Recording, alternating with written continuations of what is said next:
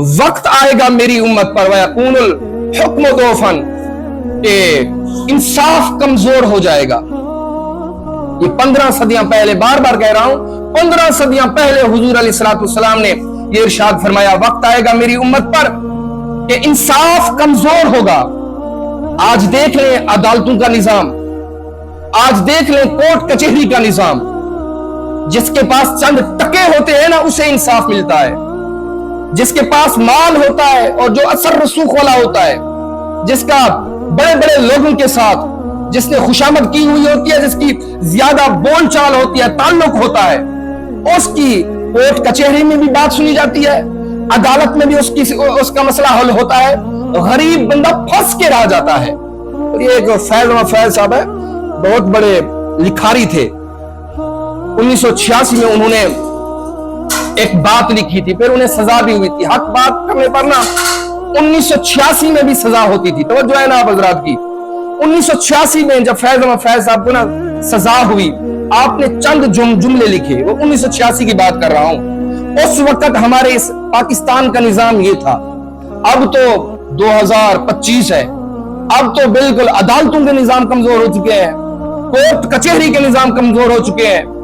اور جہاں پر پنچایتیں لگتی ہیں وہاں کے نظام کمزور ہو چکے ہیں. فیض صاحب فرماتے تھے جس دیش سے ماؤں بہنوں کو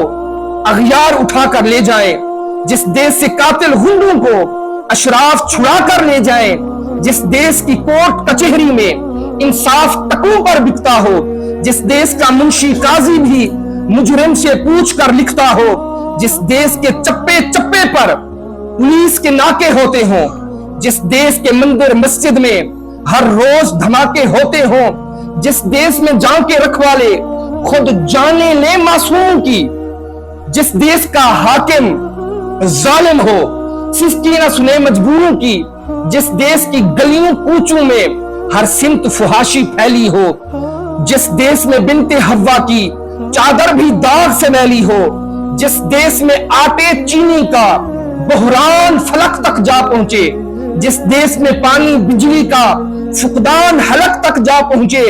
جس دیش کے ہر چوراہے پر 2-4 بھکاری پھرتے ہوں، جس دیش میں روز جہازوں سے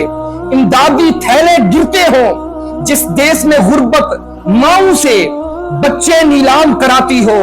جس دیش میں دولت شرفا سے ناجائز کام کراتی ہو، جس دیش کے عہدے داروں سے عہدے نہ سنبھالے جاتے ہوں، جس دیش کے سادہ لوہ انسان وعدوں پہ ہی ٹالے جاتے ہوں، اس دیش کے ہر ایک لیڈر